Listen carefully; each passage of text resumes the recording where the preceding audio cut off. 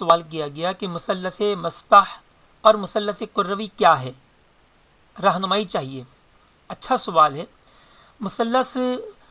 تکون شکل کو کہتے ہیں، انگلش میں ٹرائنگل کہتے ہیں، اور مستح جو سیدھی سطح پر ہو، یعنی پلین مثلث جو ہم عام طور پہ کاغذ میں بناتے ہیں۔ تو پلین مثلث کا علم تو میٹرک میں بلکہ اس سے پہلے مڈل میں بھی پڑھایا جاتا ہے، لیکن مثلث کروی اسفیریکل ٹریگنومیٹری، کیونکہ دائرے میں جو مثلث بنتی ہے وہ گھومتی ہوئی بنتی ہے، بھئی دائرہ ہے ہی کرو کی شکل میں، زمین کا کرہ کرو ہے، تو کرو کی شکل میں جو ہوگا تو مثلث بھی کرو کی شکل ہی میں بنے گی گھومتی ہوئی، تو لہذا یہ صرف اس کو کہتے ہیں مثلث کروی، یعنی مثلث تو ہے، تین کونوں والی شکل ہی ہے، لیکن وہ خم کھائی ہوئی ہے، لہذا اس کے فارمولے میں کچھ اضافے ہو جاتے ہیں اور فارمولہ بڑا ہو جاتا ہے، لیکن وہ سب آپ لوگ ماشاءاللہ حل کر رہے ہیں، اور اسی کا کورس زمانہ دنیائے اہل سنت میں مولانا شہزاد نقشبندی عطاری المدنی صاحب جو ہیں، جو جوہر ٹاؤن میں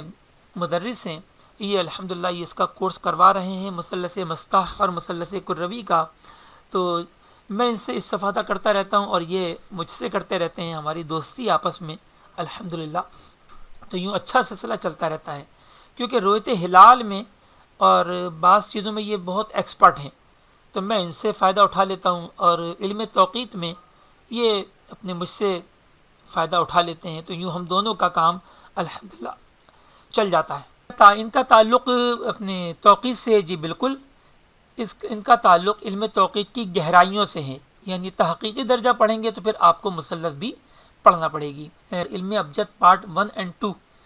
تو اس کی تو باقاعدہ ویڈیوز موجود ہیں۔ ثابت توقیت سے سوال ہوا ہے 12:14 پہ لیول 2 کے اسٹوڈنٹ کی طرف سے، ثابت توقیت سے کچھ اصطلاحات کی انگلش ورڈنگ معلوم ہوئی، مگر کافی الفاظ ایسے ہیں جو انگلش میں پتہ ہوتے ہیں مگر اردو میں انجانے ہیں۔ ہماری اردو بیچاری مظلوم کہ اردو دان بھی اردو نہیں جانتے۔ بہرحال جیسے انکسار کو سمجھنے میں مجھے دقت ہو رہی تھی، مگر ہفتے کی ویڈیو میں اس کے لیے لفظ ریفریکشن فرمایا تو فزکس میں پڑھی گئی تفصیل ذہن میں آئی اور الحمدللہ انکسار سمجھنا آسان ہوا۔ تو کوشش تو میری ہوتی ہے کہ میں انگلش ورڈ یوز کروں، لیکن خود میں نے جو میتھ پڑھی تھی وہ اردو میں پڑھی تھی، بعد میں پھر میں نے خود ٹرمز وغیرہ کو ذہن نشین کیا، تاکہ جو اب جدید طلباء آ رہے ہیں اس میں ہمارے اپنے بچے بھی شامل ہیں، وہ بھی سب لازمی بات ہے انگلش میں میتھ پڑھ رہے ہیں، تو لہٰذا ان کو سمجھانے میں آسانی ہو۔ کچھ اپنے جذبات کا اظہار بھی کیا گیا ہے۔ 12:14 پہ سوال کیا گیا، کیا ریفریکشن کا بھی کچھ تعلق بنتا ہے سورج یا چاند کی حرکت میں؟ تو سورج یا چاند کی حرکت سے تو کوئی تعلق نہیں ہے ریفریکشن کا، ہمارے دکھائی دینے سے تعلق ہے، یعنی سورج جہاں ہوتا ہے ریفریکشن کی وجہ سے وہاں دکھائی نہیں دیتا، بلکہ اس سے کچھ اونچا ہو کر دکھائی دیتا ہے، اور سب سے زیادہ ریفلیکشن انکسار جو ہے وہ طلوع غروب کے وقت ہوتا ہے، اس کی مقدار موجودہ دور میں تقریباً 34 دقیقے ہے،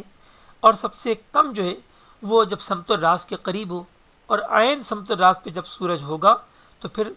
کسی بھی قسم کا انکسار۔ دوپہر کے 2:47 پہ سوال کیا گیا، انکسار و اختلاف منظر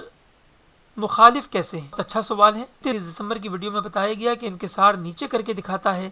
اور اختلاف منظر اونچا کر کے، اگر کیسے یہ سمجھ نہیں آ رہا، کیا انکسار کی وجہ سے سورج اپنی جگہ سے اونچا نہیں دکھائی دیتا؟ تو یہ وضاحت کر دیتا ہوں، انکسار کی وجہ سے سورج اونچا ہو کر دکھائی دیتا ہے، کہ جب سورج کا بالائی کنارہ حقیقتاً 90-34 پر ہوتا ہے تو دکھائی دینے کے اعتبار سے وہ افق پر آ جاتا ہے، تو گویا سورج اونچا ہو کے دکھائی دے رہا ہے، جبکہ اختلاف منظر جو ہے اس کو نیچا کر کے دکھاتا ہے۔ وجہ یہ کہ ہم سورج کو زمین کے مرکز سے نہیں دیکھتے بلکہ زمین کی سطح بالا پر سے دیکھتے ہیں، لہذا 9 ثانیے کی مقدار سورج کے لیے بنتی ہے اور چاند کے لیے جو ہے وہ قریب 1 درجہ، تو اتنا فرق آ جاتا ہے کہ سورج ہمیں جہاں ہوتا ہے اس سے نیچا ہو کر دکھتا ہے۔ اب انکسار نے اس کو اونچا کیا 34 دقیقے 9 ثانیے، اور اختلاف منظر نے اس کو نیچے کیا 9 ثانیے، لہذا 34 دقیقے 9 ثانیے میں سے ہم نے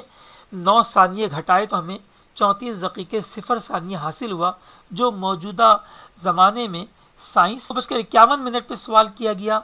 کہ ہمیں یہ بتایا گیا کہ حقیقت میں سورج کی چال مغرب سے مشرق ہے۔ جی بالکل، سورج کی جو حرکت ذاتی ہے، جو سورج اپنے فلک میں اپنی ذاتی حرکت سے گردش کر رہا ہے، وہ مغرب سے مشرق ہے، یعنی منطقۃ البروج پر، اور جو اس کی ظاہری حرکت ہے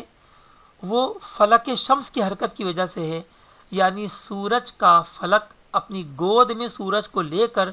جو ہر 24 گھنٹے میں ہماری زمین کے گرد ایک چکر لگاتا ہے، اس کی وجہ سے چونکہ یہ رفتار تیز ہے، لہذا ہمیں سورج کی ظاہری حرکت جو دکھائی دے گی وہ ہمیں مشرق سے مغرب دکھائی دے گی، جبکہ حقیقتاً الٹی ہے، یعنی مغرب سے مشرق۔ تو سوال کیا گیا ہے کہ قرب قیامت سورج مغرب سے نکل کر مشرق میں غروب ہوگا، تو اس کی وضاحت فرما دیجئے۔ تو لازم بات ہے کہ حدیثوں میں جو الفاظ ہیں تو وہ ظاہری اعتبار سے ہیں، یعنی یہ تو ہم اور آپ جانتے ہیں نا کہ سورج مغرب سے مشرق حرکت ذاتی کے سبب رواں دواں ہے، لیکن عوام تو نہیں جانتی، لہذا عوام کے لیے سورج کی حرکت مشرق سے مغرب کی طرف ہے تو قیامت میں الٹی ہوگی، یعنی قیامت میں حقیقتاً نہیں بلکہ دکھائی دینے کے اعتبار سے مغرب سے مشرق کی طرف ہوگی، جیسا بھی اب اس وقت رب تعالیٰ چاہے، جو اس کی مشیت میں ہو۔ بس ہمیں جو بتایا گیا حدیث مبارکہ میں اس سے یہی سمجھ میں آتا ہے کہ ابھی جس طرح ہم دیکھتے ہیں سورج کو عوامی لحاظ سے، ہم اس کا الٹ دیکھیں گے اور یہ قیامت کی غالباً آخری نشانی ہوگی۔ 9:56 پر سوال کیا گیا کسی بھی شہر کا عرض بلد تحقیقی اور طول بلد تحقیقی نکالنا تصویر کے ذریعے ایک بار پھر سکھا دیجئے۔ عرض بلد اور طول بلد تحقیقی نکالنا، عرض بلد طول بلد کی تعریف کی بات ہو رہی ہے، اصل میں شاید تعریف کی بات ہو رہی ہے۔ اگر عرض بلد فقط معلوم کرنا مقصود ہو، عرض و طول تحقیقاً معلوم کرنا مقصود ہے، تو پھر تو گوگل میپ کھولے اور جہاں پر آپ موجود ہیں تو آپ کے گھر کی لوکیشن آ جائے گی، کلوز سے کلوز کریں اور اپنے گھر پر انگلی پریس کر کے رکھیں کہ جو بھی مقام ہو تو اس کا لیٹیٹیوڈ لانگیٹیوڈ جو ہے وہ ظاہر ہو جائے گا۔